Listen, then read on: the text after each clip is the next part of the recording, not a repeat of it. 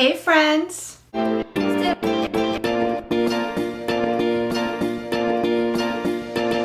My name is Desiree, aka Mama Friendly, and I do all sorts of videos on my channel. Cooking videos, vlogs, hauls, Disney content, a little bit of everything. So if any of that sounds like fun to you, I hope that you'll subscribe and join me on my YouTube adventure. I do a lot of gluten-free, dairy-free, allergy-friendly content on my channel because I eat gluten and dairy-free, and I have done it for the better part of 10 years now. And so this video is going to be related to that. Typically, whenever I do a gluten-free or dairy-free video, it's a recipe, whether it's a copycat recipe or an original recipe, or it might be a grocery haul where I show you what I'm eating in any given week. Some of my grocery hauls include meal plans, or I have different themes to them. I use different stores, and so on. My gluten-free and dairy-free playlist on my channel at this moment has over 200 videos on it of combined recipes and grocery hauls. So if you haven't checked it out yet, I'm gonna go ahead and I'm gonna link it right here. I'm also gonna have it linked in the description box of this video for y'all to check out. But I thought that this video could be useful, could be helpful, because I belong to a ton of recipe exchange groups on social media. Some of them are specifically allergy-friendly groups, but others are more general. And I'm finding that even in the general recipe groups, a lot of people are more recently asking how to get into gluten-free eating or for favorite dairy-free substitutes because of an allergy that's just come up or what have you. And so I figured this video could potentially be useful to somebody. I might as well put out the information I have. That being said, the information I have is from my 10 years of eating gluten and dairy free. I'm not an expert, I'm not a doctor, I'm not a dietitian. This is not meant to be medical advice. These are just some tips and tricks that I've picked up along the way that maybe you'll find useful if you're just now starting out on a gluten-free, dairy-free, or both kind of situation. You might start to eat gluten-free and dairy-free for a multitude of reasons. Perhaps it's an allergy, as I mentioned. It could be a dietary, like a belly intolerance. Maybe the foods just are not sitting right with you anymore. It could be for inflammation purposes. Dairy and gluten both tend to be very inflammatory foods. And potentially you've just been diagnosed with, say, an autoimmune condition, and your doctor has advised you that cutting out gluten and dairy might be useful. Here you are. Whatever your reasoning may be, whatever brought you here, there is a lot of information. There's a lot of stuff that goes into being gluten and dairy free, but once you kind of sit with all the information and process it, it's really quite simple. And so the first bit of advice I have for you is just that, to keep it simple. There are so many gluten substitutes and dairy substitutes out there, especially now. When I started, it was a lot harder to find substitutes for anything. And if you did, it probably tasted awful. These days, that's not the case at all. But regardless of that fact, if you have been eating cheese and bread up until yesterday, and today you're trying to make yourself a gluten-free, dairy-free grilled cheese, it's going to taste awful to you. It just will. It's not going to taste like what you want or what you're used to. What you should do instead is just go for naturally gluten and dairy-free things. Things like fresh meats, unprocessed meats, because things like salami, bologna, etc. could have dairy in them, could have gluten in them, depending on how they're prepared. So you want to try to go for unprocessed meats. Chicken, beef, fish, lamb, what have you. Most vegetables, rice, potatoes. If you drink your coffee and you're used to a ton of creamer in it, there are some really, really good dairy-free creamers out there now, but maybe you want to try just having black coffee for a bit to untrain your taste buds before you jump into the dairy-free stuff. And that's another big distinction I want to make, and we'll get into that in a little bit.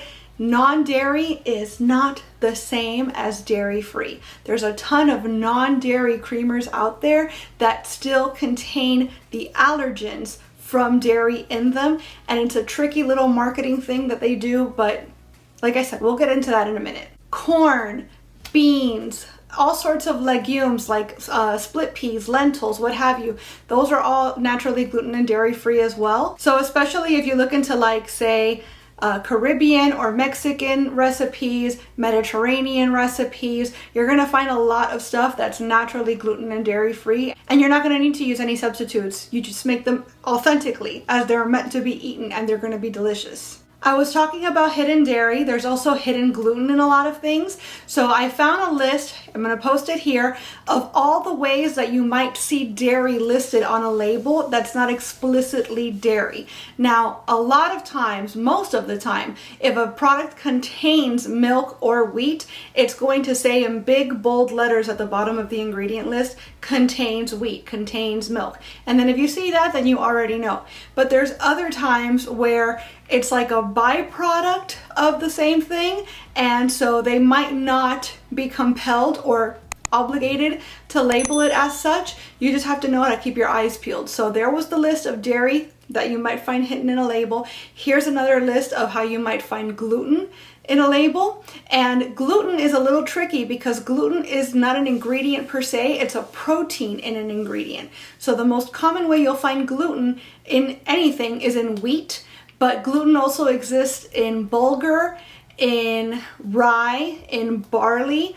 So when you see things like malt, that is going to include gluten in it because gluten is an ingredient or a protein actually found in malt, found in barley, found in rye. So you might see an ingredient list and see barley on it and say, oh good, there's no wheat. That doesn't mean it's safe if what you're avoiding is gluten. Which brings me to this newfangled thing that's happening now. There's a lot of flours that you can buy at the store that will be gluten-free, but they are wheat-based. So basically the wheat is processed in such a way where they remove the gluten protein from it, but they're still using wheat in the flours. If what you have is a gluten intolerance or if you're celiac, then that could be safe for you. If what you have is a wheat allergy, then obviously that's gonna be a no-go regardless of how it's processed.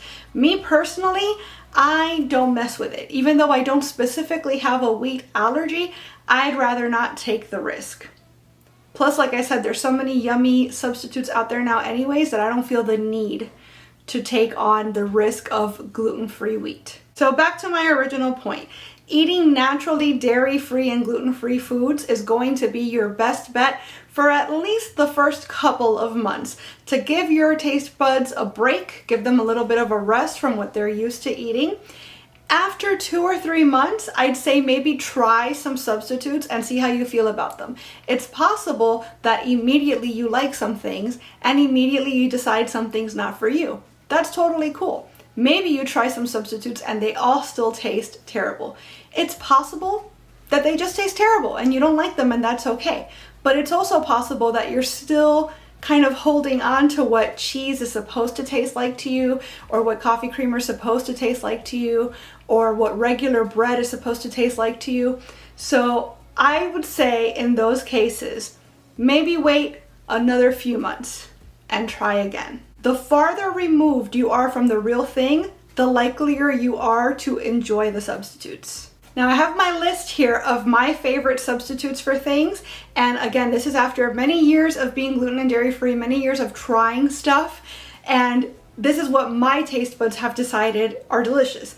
Maybe you try these things and you hate them, even after years of being dairy free or gluten free, and that's okay. But if you're just starting out, you've already had your, let's say 3 months of just cutting everything out and going back to basics, now you're ready for substitutes, maybe this is a good place for you to start. So for milk, we like Califia or Califia. It's very common, it's in all the grocery stores now. Ripple is another good option, it's pea protein based. Califia tends to be almond or coconut based. But my absolute favorite for everything, and if you've watched any of my cooking videos, you already know this, is Nut Pods.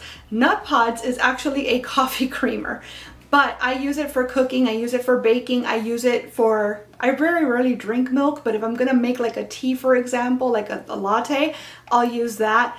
And it's just because it has the original flavor has a very neutral flavor to me, but the texture of it, the consistency of it is very rich and very much feels like heavy cream to me. So for most things, it can be substituted 1-to-1 with dairy and it works perfectly. For cheese, I love Follow Your Heart, which I have had the most luck finding at Whole Foods or at Sprouts, but I'm even finding it at Publix lately.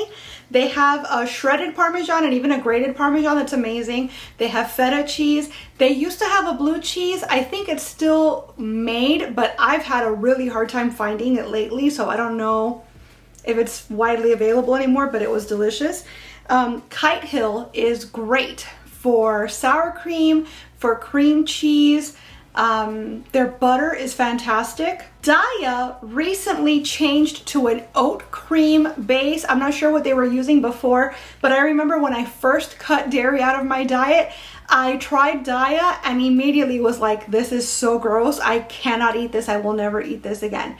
After a while, I tried it again and it was better, but still not my favorite. These days, I have Daiya in my fridge constantly, whether it's the shreds or the slices, because since they changed to the oat cream formula, it's really, really good, very tasty, it melts very nicely, so I do very much recommend that.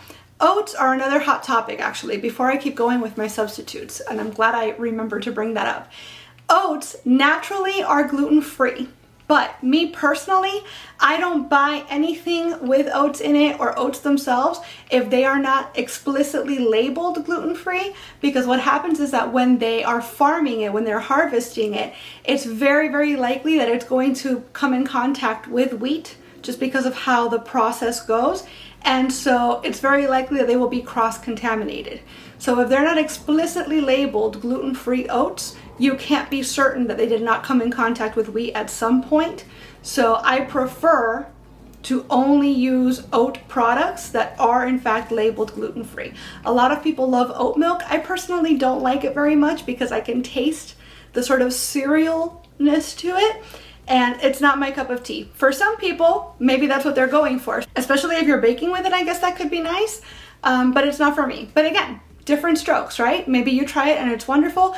I personally, if you're just doing dairy-free, is great. If you're doing gluten-free as well, I would be concerned about cross-contamination there, but perhaps there are substitutes that are gluten-free. I just don't know because it's not typically something I reach for. For ice cream, Ben & Jerry's has a line of dairy-free ice creams that are delicious. The fish food especially is my favorite. Keep in mind though that some of those dairy-free flavors do contain gluten, so if you are trying to avoid both, keep an eye on those labels. 365, which is a Whole Foods brand, they also have ice creams and like ice cream bars that are dairy-free and gluten-free.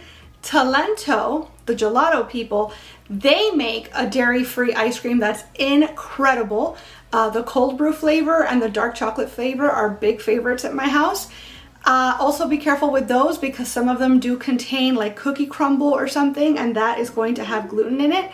But if you can find the gluten and dairy-free ones, very, very good. For allergy-friendly ice cream novelties, like ice cream bars or like the cones that look like drumsticks and things like that, Jolly Llama, which I've had really good luck finding at Sprouts, makes delicious ice cream novelties. They have ice cream sandwiches too that are gluten and dairy-free, so those are really nice. And then for yogurts, you do have a few different types out there, and I think that this is going to vary largely on everybody's individual preference. Forager is a very popular brand. I don't love it, but it's there, it exists. So Delicious as well is an extremely popular brand that you can get pretty much everywhere. I don't love it either. The one brand that I really, really like for yogurt is Siggi's.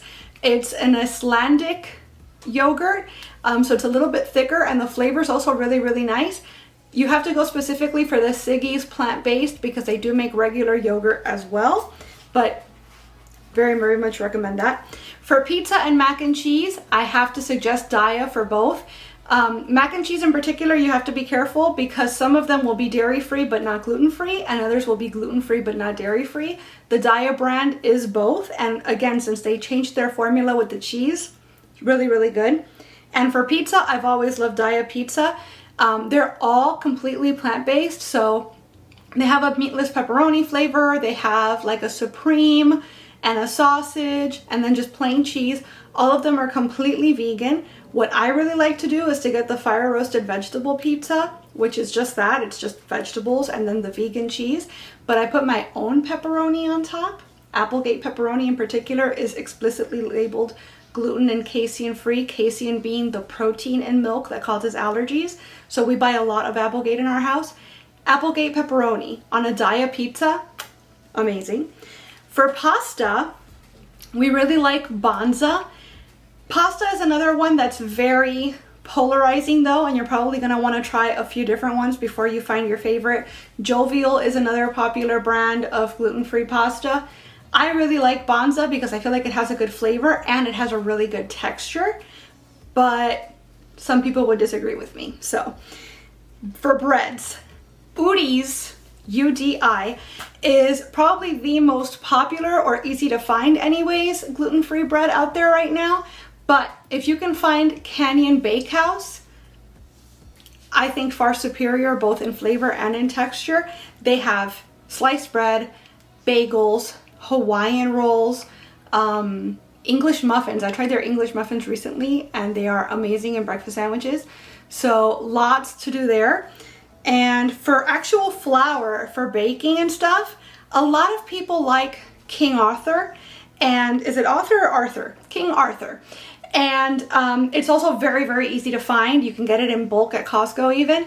I personally don't love it. I bake a lot and I always have gluten-free flour on hand. I've never liked King Arthur because to me it leaves like a metallic aftertaste. It's not for me, but a lot of people swear by it. What I always use is Bob's 1-to-1. So the thing about gluten-free flour is that everybody has their way of making it. Everybody has their blends that work for them.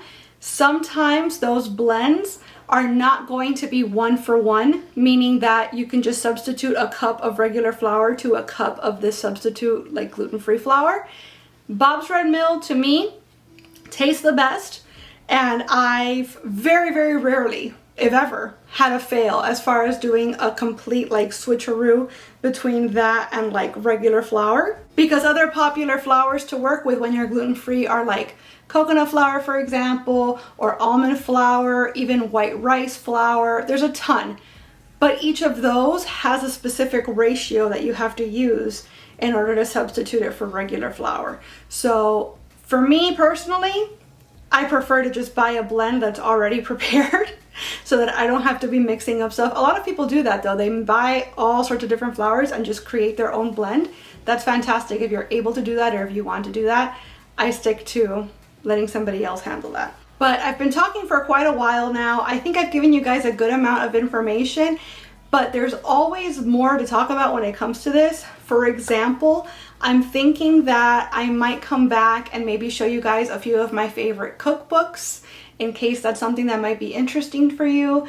There's also maybe a video that I could make for you guys about how to eat on the road when you're gluten and dairy free. We road trip a lot, and so road trip snacks are something that I have to always have on hand. I have to be prepared at any given restaurant to eat safely. So perhaps that's something also that you guys might want to see, like fast food or restaurants or whatever, how to order gluten and dairy free, or my favorite meals when I'm out and about. If any of these things are things that you'd like to see or that you'd find helpful, let me know. But I don't want to go on forever and ever about this, so I think I'm just gonna cut it right here. I hope you guys have found this video helpful and informative. And like I said, if you have any questions, please let me know and I'll do my best to answer them based on my own experience, or I'll do my best to point you in the direction of a resource if I can't answer your question. But I want to thank you so much for being here and watching this video. I hope you enjoyed it, and if you did, I hope you'll please give it a big thumbs up. I'd also love it if you would subscribe and click that notification bell because I post at least 3 times a week and I wouldn't want you to miss a minute. Thanks so much again for watching. Bye!